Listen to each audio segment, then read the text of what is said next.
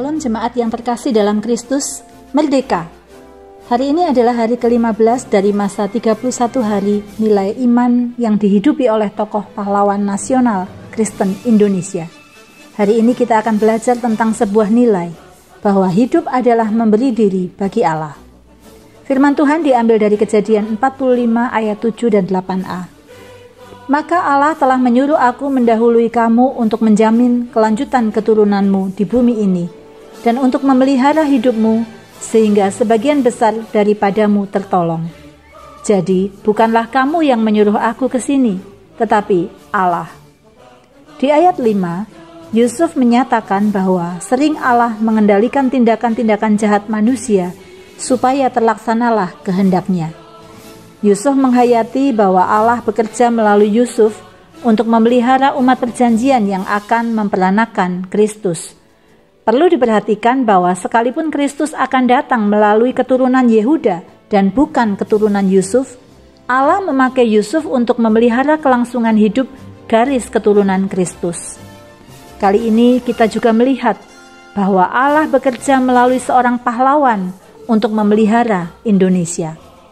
Seorang pahlawan bernama Lambertus Nicodemus Palar dilahirkan di Rurukan Tomohon, Minahasa, 5 Juni 1900.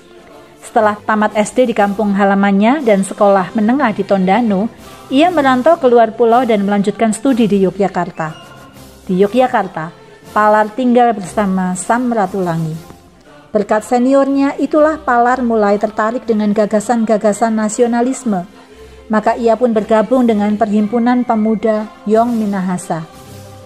Minat Palar di kancah pergerakan semakin besar ketika ia kuliah di Teknische Hogeschool, kini Institut Teknologi Bandung, setelah lulus dari AMS Yogyakarta 1922. Di sini ia untuk pertama kalinya berjumpa dengan Soekarno dan kaum muda nasionalis lainnya. Pertemuan inilah yang kian memantik jiwa nasionalismenya. Sempat pulang ke Minahasa karena sakit yang parah, tetapi perlahan kondisinya membaik tahun 1924. Dengan mengenyam pendidikan tinggi, semestinya karir Palar bisa berjalan dengan mulus. Tetapi ternyata tidak. Terjadinya pemberontakan Partai Komunis Indonesia tahun 1926 membuatnya harus hengkang ke luar negeri untuk mencari perlindungan. Ia memilih kabur ke luar negeri karena pilihan politiknya sebagai aktivis kiri. Palar pun terancam tidak bisa hidup nyaman di negeri sendiri, meskipun sebenarnya paham kiri tidak identik dengan paham komunis. Lantaran itulah, Palar berangkat ke Belanda tahun 1928 dan melanjutkan pendidikan tingginya di Amsterdam. Tahun 1930 ia menjadi anggota Partai Buruh Sosial Demokrat Belanda. Dari situ, ia turut memperjuangkan hak kemerdekaan nasional untuk Hindia atau Indonesia tanpa syarat.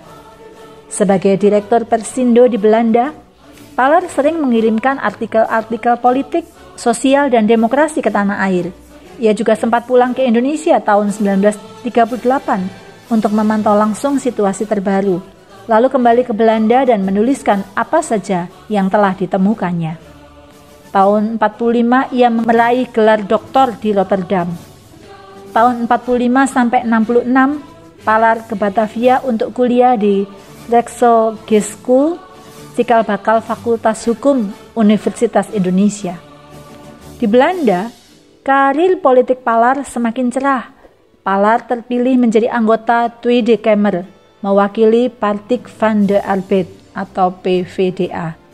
Namun relasi Palar dengan partainya merenggang setelah Indonesia merdeka pada 17 Agustus 45.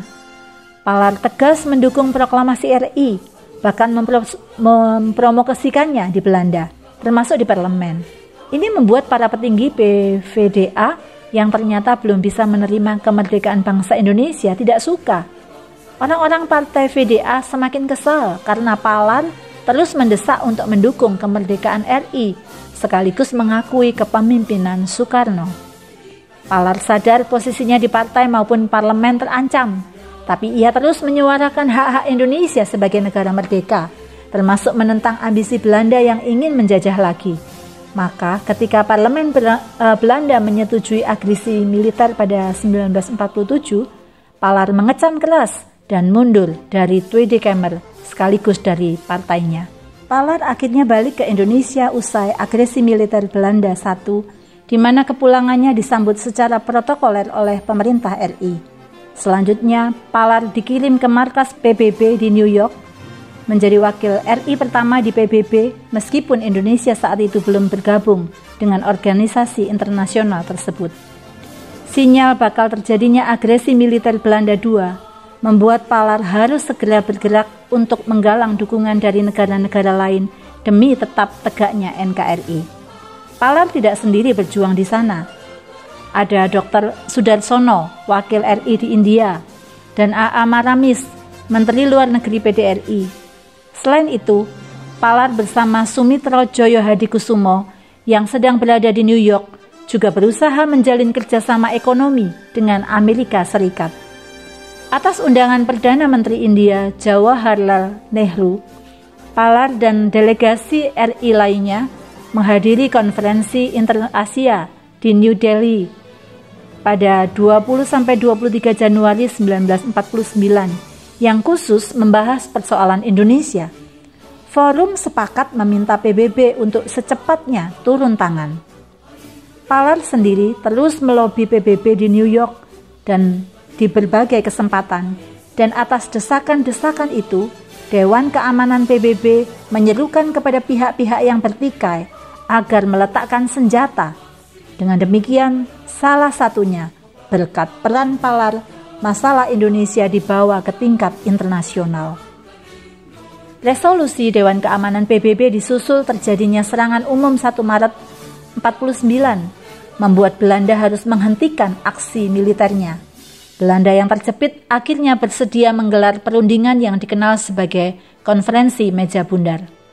Indonesia secara resmi menjadi anggota PBB ke-60 pada 28 September 50. Palar hadir langsung dalam momen bersejarah itu, bahkan ia diminta untuk menyampaikan pidato. Setelah sempat pulang guna mempersiapkan KTT Asia Afrika, Palar melanjutkan tugas diplomatiknya. Ia ditunjuk sebagai Duta Besar RI untuk Jerman Timur dan Uni Soviet, kemudian untuk Kanada, juga Amerika Serikat. Sebagian besar hidup Palar diabdikan untuk perjuangan diplomasi dan memegang rekor masa tugas terpanjang.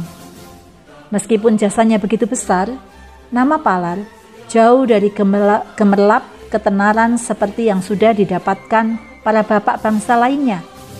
Orang pertama yang mewakili Indonesia di forum resmi internasional itu meninggal pada 13 Februari 1981 dan baru ditetapkan sebagai pahlawan nasional pada 2013.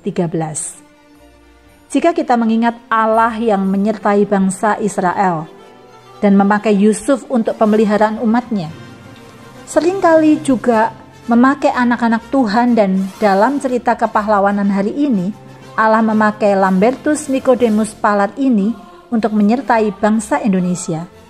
Dalam kehidupan kita, ada kalanya kita melalui masa-masa sulit, ada pengorbanan dan memberi diri. Mari kita jalani itu semua demi rencana keselamatan Allah dan saluran berkat mungkin bagi keluarga kita, gereja kita, bangsa kita, dan bagi ciptaannya. Teladan yang sempurna telah diberikan oleh Yesus Kristus ketika Ia memberikan dirinya, memberikan nyawanya untuk menjadi tebusan bagi banyak orang. Olehnya, semua kita bisa merasakan penyertaan Allah bagi kita semua. Mari kita berdoa. Tuhan, terima kasih untuk pemeliharaan-Mu sejak dunia diciptakan, melalui umat pilihan-Mu, dan anak-anak Tuhan yang Engkau pakai untuk menjadi kepanjangan tangan Tuhan, menghadirkan damai sejahtera. Tolonglah kami menyadari panggilan Tuhan secara spesifik bagi kami, bagaimana kami mesti memberi diri, supaya keselamatan dan damai sejahtera semakin disebar luaskan. Berkatilah kami dalam seluruh kehidupan dan aktivitas kami, dalam nama Bapa, Putra, dan Roh Kudus. Amin. Sekali merdeka, tetap merdeka. Tuhan Yesus memberkati.